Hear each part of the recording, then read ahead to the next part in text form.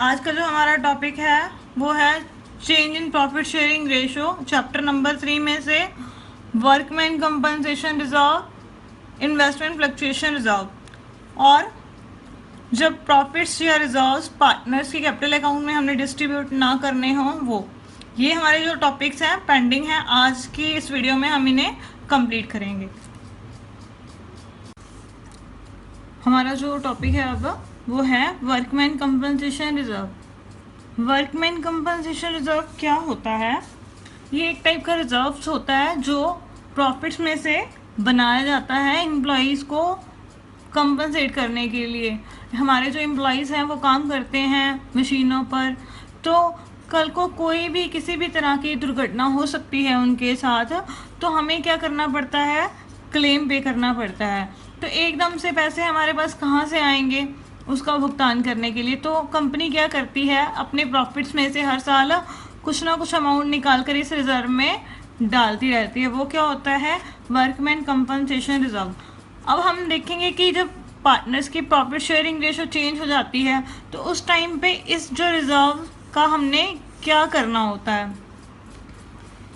First case है हमारा, if there is no claim against workman compensation reserve. हमने reserve बना लिया, प्रॉफिट्स में से पैसे निकाल कर रख लिए और हमारे किसी भी एम्प्लॉयज़ के साथ कोई दुर्घटना नहीं हुई, तो उनका कोई भी क्लेम नहीं है। तो इसका मतलब ये पैसा क्या हो गया? फालतू पड़ा है हमारे पास। तो फिर हम क्या करेंगे जब पार्टनर्स की प्रॉफिट शेयरिंग रेशो चेंज होगी? तो इस रिजर्व को हम बाकी रिजर्व्स की तरह क्या करेंगे? पार्टनर्स में ओल्ड रेशो में डिस्ट्रीब्यूट कर देंगे। तो इसकी जर्नल एंट्री क्या पास होगी? फर्स्ट है workman compensation reserve account debit to partners capital account. हमने क्या करना है? इस रिजर्व को पार्टनर्स में डिवाइड कर देना है। कौन सी रेशो में? ओल्ड प्रॉफिट शेयरिंग रेशो में। उनकी रेशो चेंज होने से पहले जो उनके पास रेशो है उसमें हमने इसको क्या कर देना है? डिवाइड कर देना है।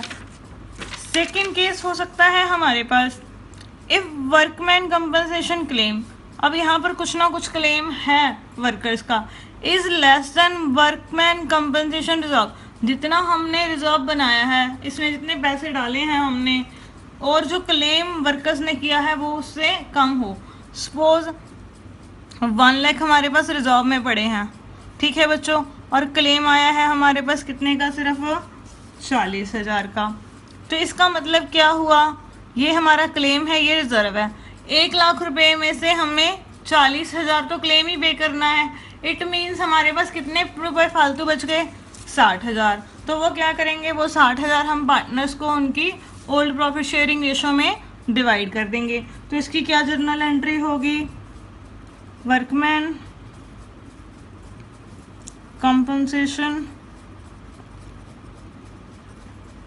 रिजर्व अकाउंट डेबिट टू, पहले तो जो हमने क्लेम पे करना है तो पैसा उसके लिए हम ट्रांसफ़र करेंगे, उसके लिए हम प्रोविज़न बनाएंगे, तो उसको हम बोलते हैं प्रोविज़न फॉर वर्कमैन कंपनसेशन। तो यहाँ पर तो था हमारे पास 1 लाख रुपया, 40,000 की हमने प्रोविज़न बच गई, और जो हमारे पास 60,000 बच गया वो हमने कहाँ ट्रांसफ़र करना है? पार्टनर्स के कैपिटल अकाउंट में। कौन सी रेशो में? वही same old profit sharing ratio में। तो ये 60,000 क्या होगा? पार्टनर्स को मिल जाएगा उनकी पुरानी प्रॉफिट शेयरिंग रेशो में। सिंपल सी बात है, जितने का हमारे पास रिजर्व पड़ा है, ठीक है बच्चों, जितना हमारे पास क्लेम आ गया वो तो हमें पे करना ही पड़ेगा।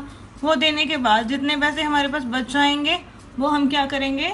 सभी पार्टनर्स को उनकी ओल्ड प्रॉफिट शेयरिंग रेशो में डिवाइड कर देंगे। अब थर्ड केस हो सकता है, हमारे पास जो वर्कमैन कंपनसेशन क्लेम है वो किसके इक्वल हो? जितना हमारा रिजर्व है। सपोज 1 लाख हमारा रिजर्व था, वर्कमैन कंपनसेशन रिजर्व, और 1 लाख ही क्या आ गया, क्लेम आ गया। तो सेम ही है, अब यहाँ पर 1 लाख रुपया रिजर्व पड़ा है और 1 लाख ही हमारे पास क्या है, क्लेम है। तो हम जितना हमने भुगतान करना है उतने रुपए हमारे पास हैं, तो सारे के सारे क्या करेंगे, प्रोविज़न में चले जाएंगे, और पार्टनर्स को देने के लिए हमारे पास कुछ भी नहीं बचेगा। तो बस हम फिर इसकी क्या जर्नल एंट्री करेंगे, वर्कमैन कंपनसेशन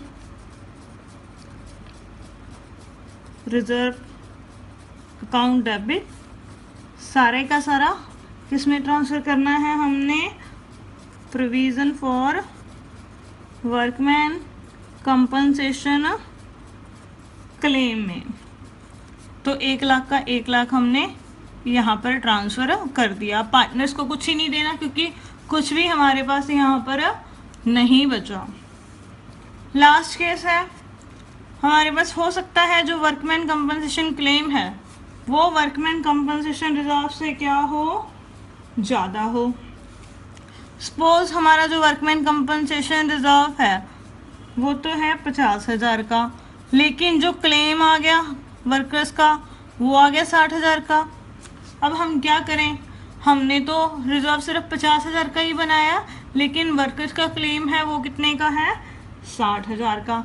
अब 60 में से 50 तो हम यहाँ से निकाल ही लेंगे वर्कमैन कंपनसेशन रिजर्व से, लेकिन जो बाकी 10,000 रुपये बचेंगे वो हम कहाँ से निकालेंगे। तो उसके लिए हम एक अकाउंट ओपन करेंगे जिसे हम बोलते हैं रिवैल्यूएशन अकाउंट। जो भी पैसे कम होंगे वो हम कहाँ से लेंगे, रिवैल्यूएशन अकाउंट से। तो इसकी पहली जर्नल एंट्री होगी जब हमारे पास क्लेम आएगा 60,000 का। ठीक है बच्चों, तो हमने क्या किया, वर्कमैन कंपनसेशन रिजर्व से हमने कितने पैसे निकाल लिए, 50,000, और 10,000 जो कम रह गए वो हम कहाँ से निकालेंगे, रिवैल्यूएशन अकाउंट से। रिवैल्यूएशन अकाउंट डेबिट कितना, 10,000। उसके बाद ये सारे का सारा 60,000 क्या है, जो हमने वर्कर्स को क्लेम पे करना है, to provision for workman compensation claim. Total कितने का हो गया, 60,000 का। अब ये 60,000 तो हमने पूरा कर लिया, ये 10,000 रुपये हमने रिवैल्यूएशन खाते में डाले हैं, उसको डेबिट किया है, यानी ये लॉस है। इस रिवैल्यूएशन अकाउंट को हम अभी इसी चैप्टर में नेक्स्ट टॉपिक में करेंगे डिटेल में। तो अब ये 10,000 लॉस हम कहाँ से कवर करेंगे, पार्टनर से। पार्टनर से कौन सी प्रॉफिट शेयरिंग रेशो मिलेंगे, उनकी ओल्ड प्रॉफिट शेयरिंग रेशो में। तो अब क्या होगा, पार्टनर से लेंगे तो पार्टनर्स का कैपिटल अकाउंट क्या होगा, डेबिट हो जाएगा। तो हमने क्या कर दिया, डेबिट टू रिवैल्यूएशन अकाउंट। जो रिवैल्यूएशन का लॉस है, क्योंकि वैल्यू जो है हमारी रिजर्व की वो कम रह गई, पेमेंट हमने ज़्यादा की करनी है, तो 10,000 रुपये जो कम रह गया वो हम पार्टनर से ले लेंगे as a loss of revaluation.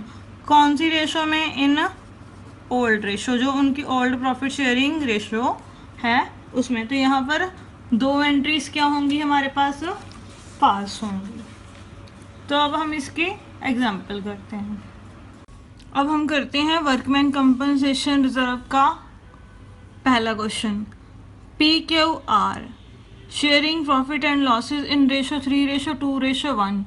3 partners हैं और उनकी प्रॉफिट शेयरिंग रेशो 3:2:1 दे रखी है। Decide to share future profits and losses in the ratio 4:3:2। उन्होंने डिसाइड किया कि उनकी जो फ्यूचर की प्रॉफिट शेयरिंग रेशो होगी वो कितनी होगी, 4:3:2 with effect from 1 April 2017, 1 April 2017 से। Following is an extract of their balance sheet as at 31 March 2017। 1 April 2017 को उन्होंने अपनी प्रॉफिट शेयरिंग रेशो चेंज करनी है। उससे पहले उनकी बैलेंस शीट में 31 मार्च 2017 को क्या क्या दिया गया है, अकेला वर्कमैन कंपनसेशन रिजर्व दिया गया है हमारे पास कितना, 60,000 रुपीज़ का। और हमारे पास यहाँ 4 केसेस दे रखे हैं इन्होंने। फर्स्ट केस इन्होंने दे रखा है, if there is no other information. हमारे पास 60,000 का रिजर्व दे रखा है, लेकिन अदर कोई इन्फॉर्मेशन नहीं है कि किसी वर्कर को हमने कोई कंपनसेशन पे करना है या नहीं करना। तो उस केस में क्या मानकर चलेंगे हम कि किसी भी वर्कर्स का कोई भी क्लेम नहीं है। तो जो रिजर्व होगा वो ओल्ड पार्टनर्स में किस रेशो में डिस्ट्रीब्यूट हो जाएगा, ओल्ड रेशो में। Second, if a claim is an account of worker compensation is estimated at 24,000। अब यहाँ पर सेकंड केस में क्लियरली मेंशन है कि उनका जो क्लेम है वो कितना होगा, 24,000, और रिजर्व कितने का पड़ा है, 60,000। इट मीन इस 60,000 में से 24,000 तो हमें वर्कर को ही देने पड़ेंगे, बाकी हमारे पास कितने बच जाएंगे, 36,000। तो वो क्या करेंगे, जो बाकी 36 बच जाएंगे क्लेम माइनस करने के बाद, वो हम ओल्ड पार्टनर्स में ओल्ड रेशो में डिवाइड कर देंगे। अब थर्ड केस है, थर्ड केस में जो कंपनसेशन है वो 60,000 ही है, मतलब जितने का रिजर्व है उतना ही वर्कर्स का क्लेम हो गया। तो इट मीन कुछ भी नहीं बचा हमारे पास पार्टनर्स को देने के लिए, तो ये सारे का सारा किस में निकल जाएगा, क्लेम में। उसके बाद है last case, if a claim is an account of workman compensation is estimated as 75,000। अब यहाँ पर बच्चों देखो रिजर्व हमारे पास सिर्फ 60,000 का है, क्लेम आ गया हमारे पास 75,000 का। इट मीन 15,000 अब हमें ज़्यादा देना पड़ेगा। तो वो 15,000 हम कहाँ से निकाल लेंगे, रीवैल्यूएशन अकाउंट से। और वो रिवैल्यूएशन अकाउंट के लिए पैसे कौन देगा, ओल्ड पार्टनर्स। अपनी कौन सी रेशो में पैसे देंगे, वो अपनी ओल्ड रेशो में पैसे देंगे। तो अब हम इसे कॉपी पर सॉल्व करते हैं। इस क्वेश्चन को सभी केसेस की अलग अलग जर्नल एंट्रीज करेंगे हम। 26th एग्जाम्पल में हमारे पास क्या क्या दिया हुआ बच्चों, एक तो PQR हैं, उनकी जो पुरानी रेशो है वो कितनी है, 3:2:1। और उसके बाद उनकी जो न्यू रेशो है वो है 4:3:2। ये है उनकी न्यू प्रॉफिट शेयरिंग रेशो। इसके बाद उनकी जो बैलेंस शीट में वर्कमैन कंपनसेशन रिजर्व कितना दिया हुआ है, 60,000। मैंने अभी आपको क्वेश्चन पढ़ा दिया, इसमें अलग अलग केसेस हमारे पास क्या है दे रखे हैं, तो हमने उसे सॉल्व करना है, उसकी जर्नल एंट्री पास करनी है। पहले केस में हमारे पास क्या दिया हुआ है, कोई इन्फॉर्मेशन नहीं दी हुई कि किसी वर्कर का कोई क्लेम है या नहीं है। तो उस केस में हमने क्या करना होता है बच्चों, जब कोई इन्फॉर्मेशन ना दी हो तो जितना हमारे पास रिजर्व पड़ा होता है वो सभी पार्टनर्स का होता है, तो वो हम उनको क्या करेंगे, उनकी ओल्ड प्रॉफिट शेयरिंग रेशो में डिवाइड कर देंगे। तो अब क्या करेंगे, इसकी जनरल एंट्री क्या पास होगी, वर्कमैन कंपनसेशन रिजर्व, वो डेबिट हो जाएगा, वो कितना है 60,000। तो उनकी ओल्ड प्रॉफिट शेयरिंग रेशो कितनी है हमारे पास, 3:2:1। तो अब ये 60,000 को क्या करेंगे, इस रेशो में पार्टनर्स में डिवाइड कर देंगे। 2 P capital account, 2 Q capital account, 2 R capital account. तो 60,000 को 3:2:1 में डिवाइड करेंगे तो बच्चों क्या होगा हमारे पास, ये कितना आ जाएगा, 30,000, 20,000 और 10,000। तो ये हो गया डिवाइड फर्स्ट केस में। सेकंड केस में उन्होंने क्या रखा है कि जो वर्कमैन कंपनसेशन का जो क्लेम है वो कितना है हमारे पास, 24,000। सेकंड केस में जो क्लेम है वो है 24। देखो बच्चों फंड हमारे पास कितने का पड़ा है, 60 का, और क्लेम सिर्फ कितना है, 24,000। इसका मतलब क्या हुआ, हमारे पास 60 में से 24,000 तो यूज़ हो जाएगा उनको क्लेम देने में, बाकी जो बचेंगे वो क्या करेंगे, ओल्ड पार्टनर्स अपनी ओल्ड रेशो में डिवाइड कर लेंगे। तो सेकंड एंट्री सेकंड केस में क्या होगी, सेकंड एंट्री केस सेकंड। तो इस केस में तो सारा ही हमने डिवाइड कर दिया था जब कोई इन्फॉर्मेशन नहीं दे रखी। अब यहाँ पर इन्फॉर्मेशन हमारे पास दे रखी है, तो अब हम यहाँ पर क्या करेंगे बच्चों, वर्कमैन कंपनसेशन रिजर्व को डेबिट कर देंगे। कितने से, 60,000 से भाई। और जितनी प्रोविज़न, जितना क्लेम है उतना हम वर्कर्स को पे कर देंगे, तो उतना रिजर्व हमारा यूज़ हो गया। Provision for workman compensation reserve कितना, 24। 60 में से 24 यूज़ हो गया, बाकी क्या बचा हमारे पास, 36। अब 36 का क्या करेंगे हम, ओल्ड पार्टनर्स में, ओल्ड रेशो में डिवाइड कर देंगे 36,000 को। तो 2 P capital account, 2 Q capital account, 2 are capital account. अब इसको डिवाइड करेंगे तो क्या करेंगे, 3/6 इंटू 36,000, 2/6 इंटू 36,000, 1/6 इंटू 36,000। तो ये कितना आ गया हमारे पास, 18,000, 12,000 और 6,000। तो ये बच्चों हो गया उनमें डिवाइड। ठीक है बच्चों, अगर थर्ड केस है, थर्ड केस में जो हमारा क्लेम है वो कितना दे रखा है, 60,000। देखो बच्चों 60,000 ही हमारे पास रिजर्व पड़ा है और 60,000 ही हमारे पास क्लेम है। तो क्या होगा इस केस में, तो सारे का सारा ही वो क्लेम में ही कवर हो जाएगा, तो पार्टनर्स के लिए कुछ भी नहीं बचेगा यहाँ पर। तो सारे का सारा हम वर्कमैन कंपनसेशन रिजर्व कहाँ ट्रांसफर कर देंगे, प्रोविज़न में। Workman compensation reserve account debit 60,000, और ये सारे का सारा मैंने किस में डाल दिया, to provision for workman compensation reserve, कितना, 60,000। इसके बाद हमारा है केस फोर्थ, ये था थर्ड केस। केस फोर्थ, उसमें क्या दिया हुआ है बच्चों, जो क्लेम है, जो क्लेम है वो कितना है, 75 का, लेकिन हमारे पास तो रिजर्व कितने पड़े हैं, सिर्फ 60,000। इसका मतलब क्या हुआ, वर्कर्स को पे करने के लिए 15,000 कम रह गए। तो कम रह गए तो उसका हम फिर क्या करेंगे, कहाँ से पे करेंगे उसको, तो मैंने आपको बताया था कि उसके लिए हम रिवैल्यूएशन अकाउंट बनाते हैं, तो वो कहाँ से निकाल लेंगे हम, रिवैल्यूएशन अकाउंट से। तो इसकी पहली की एंट्री क्या होगी इस केस में, workman compensation reserve account debit 60,000। ठीक है बच्चों, टू प्रोविज़न फॉर रिजर्व में तो वही आएगा हमारे पास कितना, 75,000। अब देखो बच्चों प्रोविज़न में 75 है बट रिजर्व में 60,000 ही पड़ा है हमारे पास, तो हम क्या करेंगे, तो जो हमारे पास 15,000 कम रह गया वो कहाँ से निकालेंगे हम, रिवैल्यूएशन अकाउंट से। उसे हमने डेबिट कर दिया कितना, 15,000 से। तो अब यहाँ पर तो पार्टनर को कुछ मिलेगा ही नहीं, क्योंकि वर्कमैन कंपनसेशन रिजर्व पहले ही हमारे पास कम रह गया।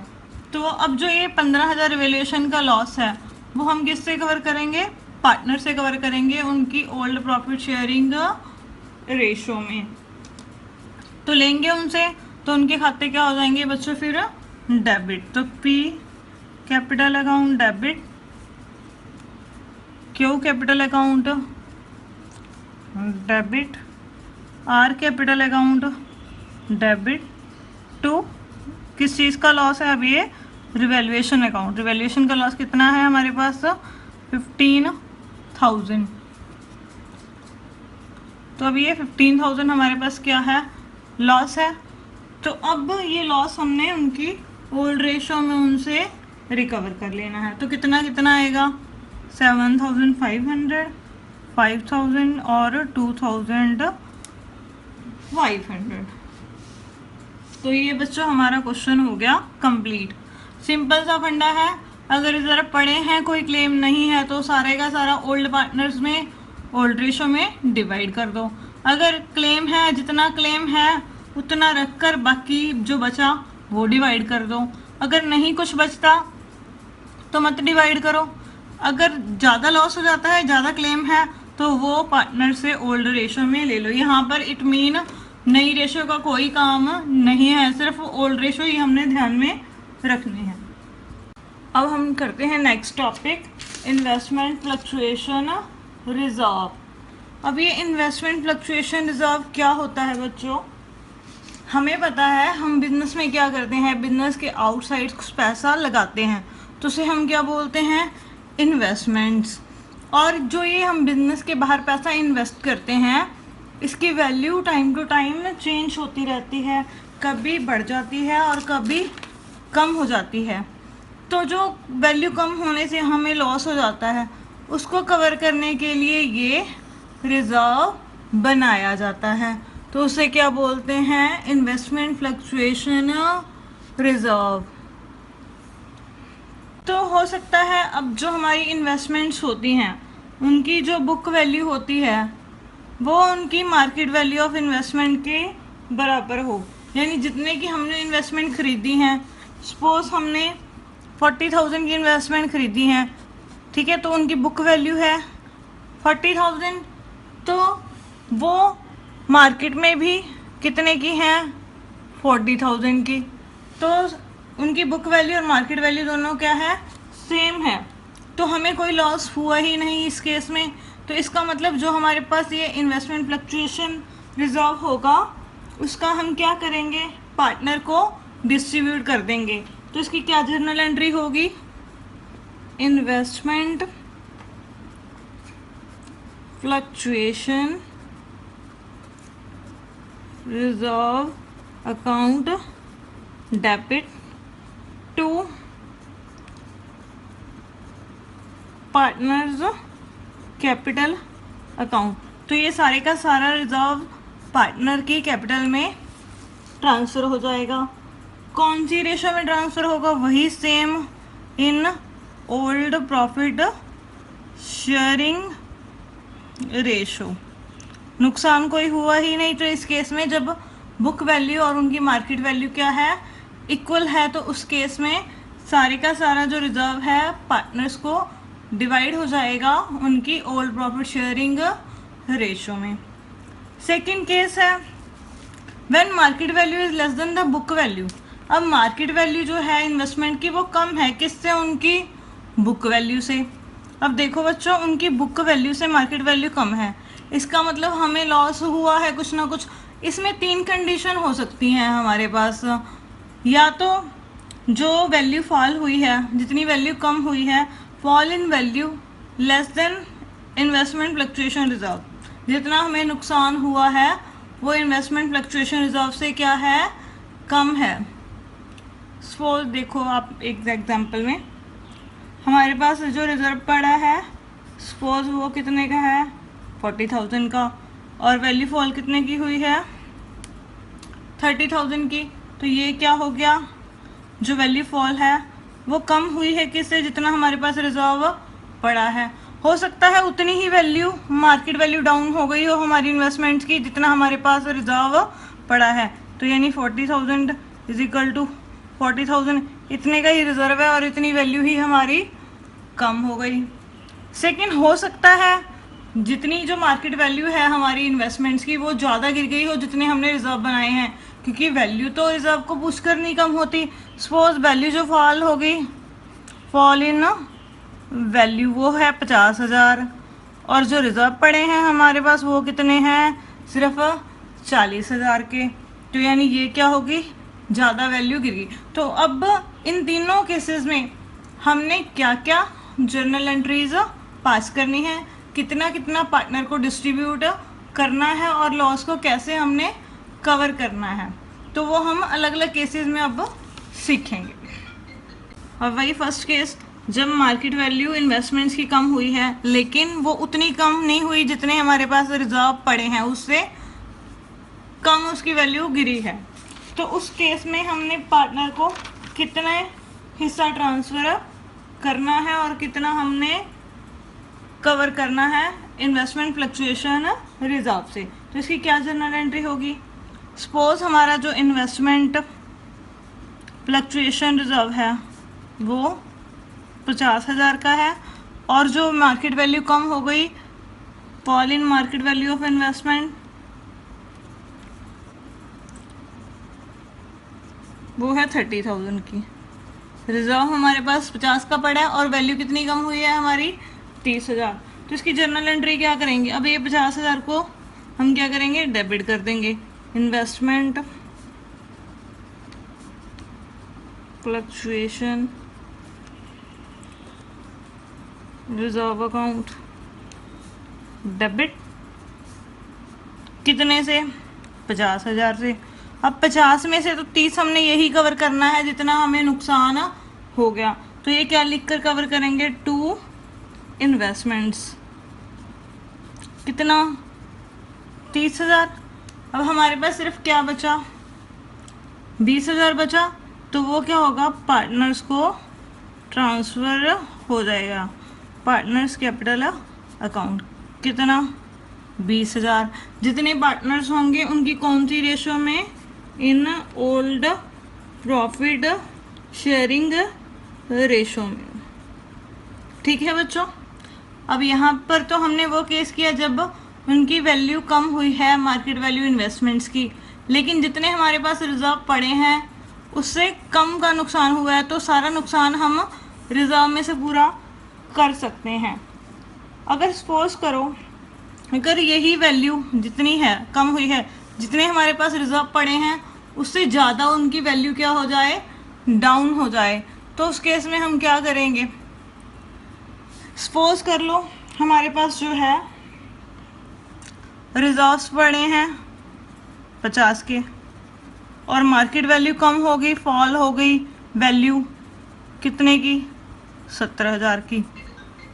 ठीक है बच्चों, वैल्यू 70,000 की कम हुई है और रिजर्व हमारे पास सिर्फ 50,000 के ही हैं, तो इसका मतलब रिजर्व से सिर्फ कितनी अमाउंट हम कवर कर सकते हैं, 50,000।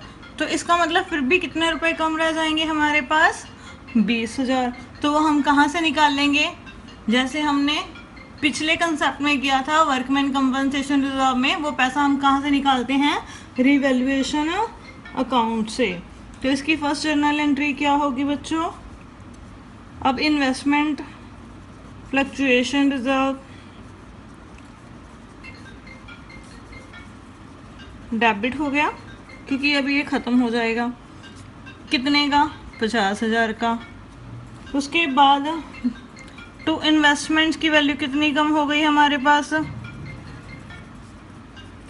70,000 की वैल्यू 70,000 कम हो गई, रिजर्व में 50 पड़े हैं, तो जो 20,000 का लॉस होगा वो हम कहाँ डालेंगे, रिवैल्यूएशन अकाउंट में। तो 20,000 हमने यहाँ डाल दिए। अब जो ये रिवैल्यूएशन का लॉस होता है वो हम किससे कवर करते हैं, पार्टनर से कवर करते हैं। उनकी कौन सी रेशो में कवर करेंगे, अब उनकी कौन सी रेशो में हम कवर करेंगे, उनकी ओल्ड प्रॉफिट शेयरिंग रेशो में कवर करेंगे हम लोग। तो उसकी जर्नल एंट्री क्या होगी, ये रिवैल्यूएशन यहाँ पर डेबिट है, तो जो पार्टनर से लेंगे तो उनके अकाउंट क्या हो जाएंगे, debit, partners capital account debit to revaluation account. उनसे कौन सी प्रॉफिट शेयरिंग रेशो में चार्ज करेंगे हम, उनसे उनकी जो ओल्ड प्रॉफिट शेयरिंग रेशो है उसमें से उनसे चार्ज कर लेंगे। ठीक है बच्चों, सिंपल सी बात, जितने रिजर्व पड़े हैं उतना पैसा तो हमने रिजर्व से निकाल लिया, अगर लॉस उससे भी ज़्यादा है तो बाकी जो बचा पैसा होगा वो हम कहाँ से निकाल लेंगे, रिवैल्यूएशन से। और वो जो रिवैल्यूएशन का जो लॉस होगा वो कौन लेकर आएगा, पार्टनर्स लेकर आएंगे अपनी ओल्ड प्रॉफिट शेयरिंग रेशो में। थर्ड केस है अब हमारे पास, इस केस में बच्चों क्या है, जितनी वैल्यू कम हुई है उतने ही हमारे पास क्या पड़े हैं, रिजर्व्स पड़े हैं। तो उस केस में हमने बच्चों क्या करना है, 50,000 की जैसे मान लो हमारी वैल्यू मार्केट वैल्यू कम हो गई इन्वेस्टमेंट्स की और 50,000 ही हमारे पास रिजर्व्स पड़े हैं, तो सारे का सारा पैसा कहाँ यूटिलाइज हो जाएगा, लॉस को कवर करने में। तो पार्टनर्स के लिए कुछ भी नहीं बचेगा। तो इसकी एंट्री क्या होगी, investment fluctuation reserve account debit to investments. Suppose 50,000 के रिजर्व हैं और 50,000 इनकी वैल्यू डाउन हो गई, तो अब यहाँ पर टू पार्टनर कैपिटल अकाउंट हमने नहीं किया। क्यों नहीं किया? क्योंकि जितना रिजर्व था उतनी ही वैल्यू डाउन हो गई, तो पार्टनर्स के लिए कुछ भी शेष नहीं बचा। अब अगर मार्केट वैल्यू इन्वेस्टमेंट्स की कम होने की जगह पे अगर बढ़ जाए तो इसका मतलब क्या होगा? वहाँ पर हमारा जो इन्वेस्टमेंट फ्लक्चुएशन रिजर्व है वो हमारे पास ज़्यादा हो जाएगा। तो उसको हम क्या करेंगे? इन्वेस्टमेंट फ्लक्चुएशन रिजर्व को हम पार्टनर्स में डिस्ट्रीब्यूट कर देंगे, सेम जैसे हम बाकी प्रॉफिट्स डिस्ट्रीब्यूट करते हैं। कौन सी रेशो में? ओल्ड प्रॉफिट शेयरिंग रेशो में। ठीक है बच्चों, तो एक तो रिजर्व हमने डिस्ट्रीब्यूट कर दिया, ऊपर से जो मार्केट वैल्यू इन्वेस्टमेंट्स की बढ़ गई, जितनी वैल्यू बढ़ गई, सपोज हमने जो थी इन्वेस्टमेंट्स 50,000 की खरीदी थी, लेकिन अब उसकी मार्केट वैल्यू कितनी हो गई? 70,000। बुक वैल्यू उसकी 50 है, मार्केट वैल्यू उसकी 70 है, तो 20,000 जो वैल्यू बढ़ गई, ये भी हमें एक तरह का क्या हो गया? प्रॉफिट हो गया। तो इसे भी हम बुक्स में क्या करेंगे? रिकॉर्ड करेंगे। तो अब इन्वेस्टमेंट्स की वैल्यू बढ़ गई, तो एंट्री क्या होगी? Investments account debit to. अब कौन से प्रॉफिट्स हैं ये? तो हम इसे कहाँ ट्रांसफ़र करेंगे? रिवैल्यूएशन अकाउंट में। तो ये हमारे रिवैल्यूएशन अकाउंट के प्रॉफिट्स हैं। तो ये रिवैल्यूएशन अकाउंट्स के जो प्रॉफिट्स होंगे वो किसको ट्रांसफ़र होंगे? वही सेम एज पार्टनर्स को। उनकी कौन सी रेशो में? उनकी ओल्ड प्रॉफिट शेयरिंग रेशो में। तो अब ये जो रिवैल्यूएशन का प्रॉफिट होगा, जो इन्वेस्टमेंट की वैल्यू इंक्रीज हुई है, उसको हम डिस्ट्रीब्यूट कर देंगे ओल्ड पार्टनर्स में, ओल्ड रेशो में। अब हम करते हैं case second, when reserves and profits not transfer to the capital accounts. अब हमने क्या करना है? जब पार्टनर की प्रॉफिट शेयरिंग रेशो चेंज हो जाती है, तब उनके जो पास रिजर्व्स पड़े हैं उसको हमने कैपिटल अकाउंट में ट्रांसफ़र नहीं करना, या ये लिखा गया not distributed to the partners, partner में डिस्ट्रीब्यूट नहीं करना, या ये लिखा गया सिंगल एडजस्टमेंट एंट्री करो। तो इसका मतलब वही है कि जो रिजर्व्स है वो डिस्ट्रीब्यूट नहीं करने पार्टनर्स के कैपिटल अकाउंट में। तो इस केस में इसका ट्रीटमेंट हमने कैसे करना है बच्चों? इसका बिल्कुल सेम ट्रीटमेंट होगा जो हम गुडविल का करते हैं जब पार्टनर्स की प्रॉफिट शेयरिंग रेशो चेंज हो जाती है। वही सबसे पहले उनका सेक्रीफाइस या गेन निकाल लो कि किस पार्टनर ने कितना सेक्रीफाइस किया है और किसको कितना गेन हुआ है। उसके बाद जो रिजर्व्स या प्रॉफिट्स हमने डिस्ट्रीब्यूट नहीं करने, उसमें से जिस पार्टनर ने जितना सेक्रीफाइस किया है या जिसको जितना गेन हुआ है, उसका क्या कर लेना है? हमने शेयर निकाल लेना है कि उसके हिस्से का रिजर्व कितना बनेगा, जितना हिस्सा उसने सेक्रीफाइस किया है। वो कैसे निकालते हैं? जितना सेक्रीफाइस या गेन है उसको हम क्या करेंगे? रिजर्व से मल्टीप्लाई कर देंगे, तो वो शेयर निकल जाएगा हर पार्टनर का अलग अलग। उसके बाद वही same entry, gaining partner capital account debit to sacrificing partner capital account. जिसको गेन हुआ है उसका कैपिटल अकाउंट हमने डेबिट कर देना है, और जिसने सेक्रीफाइस किया है उसका कैपिटल अकाउंट हमने क्रेडिट कर देना है। तो आइए बच्चों, अब हम इसके एग्जाम्पल करते हैं। 29th इलस्ट्रेशन में हमारे पास क्या दिया हुआ है? A and B are partners in a firm. A और बी जो है पार्टनर्स हैं एक फॉर्म में। उनकी जो प्रॉफिट शेयरिंग रेशो है वो कितनी दे रखी है? 4:3। 31 मार्च 2016 को बैलेंस शीट जो है वो जर्नल रिजर्व कितना शो कर रही है? 35,000 का। उसके बाद उन्होंने डिसाइड किया कि उन्होंने सेवक को न्यू पार्टनर एडमिट करना है, और उसके बाद उनकी जो न्यू प्रॉफिट शेयरिंग रेशो होगी वो कितनी होगी? 5:3:2 होगी। तो अब इसकी जर्नल एंट्रीज पास करनी है बुक्स में फॉर्म की। फर्स्ट केस, तो जब जर्नल रिजर्व को कैपिटल अकाउंट में ट्रांसफ़र करना है। सेकंड, जर्नल रिजर्व को कैपिटल अकाउंट में ट्रांसफ़र नहीं करना। हम सिर्फ यही वाला केस करेंगे जब जनरल रिजर्व को कैपिटल अकाउंट में ट्रांसफ़र नहीं करना, क्योंकि ये केस ऑलरेडी हम पढ़ चुके हैं। आइए तो अब हम इसे कॉपी पर सॉल्व करते हैं। 29th एग्जाम्पल में हमारे पास क्या दिया हुआ है, ए और बी उनकी जो प्रॉफिट शेयरिंग रेशो है वो कितनी दे रखी है बच्चों, 4:3। उसके बाद बैलेंस शीट में जो है जनरल रिजर्व वो कितने का दे रखा है, 35,000 का। और उसके बाद सेवक को एडमिट करने के बाद उनकी जो न्यू रेशो है, सेवक को एडमिट कर लिया, उनकी न्यू प्रॉफिट शेयरिंग रेशो 5:3:2 है, मीन्स ए बी और सेवक की। अब हमने वो केस करना है इस क्वेश्चन में जब जनरल रिजर्व को उनके कैपिटल अकाउंट में हमने ट्रांसफ़र नहीं करना, तो उसकी सिर्फ सिंगल एडजस्टमेंट एंट्री पास होगी। तो मैंने आपको जब कंसेप्ट करवाया था कि ये बिल्कुल सेम वैसे होता है जैसे हम गुडविल का ट्रीटमेंट करते हैं। जो हमने डिस्ट्रीब्यूट नहीं करना वो आइटम, और उसके बाद जो हमारे पार्टनर्स हैं उनका हम क्या निकाल लेंगे, गेन या सेक्रीफाइस। उसके बाद फिर क्या एंट्री होगी, gaining partner capital account debit to sacrificing. अब ओल्ड रेशो 4:3 है, न्यू रेशो ये दे रखी है, तो पहले हम क्या निकालते हैं, सेक्रीफाइस और गेन, किसने कितना सेक्रीफाइस किया और किसको कितना गेन हुआ है। अब ए का ओल्ड शेयर है 4/7 माइनस उसका न्यू शेयर है 5/10, तो ये बच्चों क्या आ गया, 70 एलसीएम लेंगे, 40 - 35 ये आ गया 5/70 सेक्रीफाइस। उसके बाद है बी का जो है ओल्ड शेयर 3/7 माइनस उसका जो शेयर है न्यू 3/10, तो ये इसका एलसीएम लेंगे तो 30 - 21, तो मेरे पास ये क्या आ गया 9/70 सेक्रीफाइस बच्चों।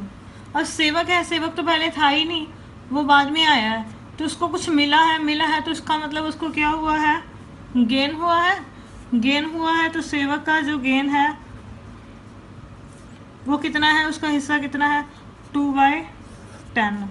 अब इन दोनों ने सेक्रीफाइस किया है, इसको गेन हुआ है, तो हम क्या करेंगे, जो उनका जनरल रिजर्व है 35,000, पहले हिस्सा निकालेंगे कि ए है उसको कितना मिलेगा, क्योंकि सेवक लेकर आएगा, इसका अकेले का गेन है। तो पहले जर्नल एंट्री बनाओ, इसकी जर्नल एंट्री क्या बनेगी, सेवक कैपिटल अकाउंट डेबिट, ये गेनिंग है, सेक्रीफाइसिंग वाले कौन कौन है, ए और B, to A capital account, to B capital account. अब कितना कितना हिस्सा जाएगा, इसने सेक्रीफाइस किया है 5/70 का, तो 5/70 कर दूंगी मैं, किसका, जनरल रिजर्व का। 35,000 का किया मेरे, तो कितना आ गया ये 2500 रुपया, तो ये मैंने 2500 उसके खाते में क्रेडिट कर दिए। उसके बाद बी ने सेक्रीफाइस किया है 9/70 का, 35,000 का करूँगी, तो कितना आएगा बच्चों 4,500, तो वो क्रेडिट हो गया। अब सेवक को गेन कितना हुआ है 2/10 का, तो 35 का करूँगी, तो ये कितना आ जाएगा 7,000, ये आ गया 7,000। तो ऑटोमेटिकली इन दोनों का जो सम है वो इसके इक्वल आ गया, यानी सेवक 7,000 रुपीज़ लाएगा और ए और बी को वो उनके हिस्से में क्रेडिट हो जाएगा। तो बच्चों समझ आ गया ना, सिंपल इसका वही ट्रीटमेंट करना है जो हम गुडविल का करते हैं जब उनकी प्रॉफिट शेयरिंग रेशो चेंज होती है।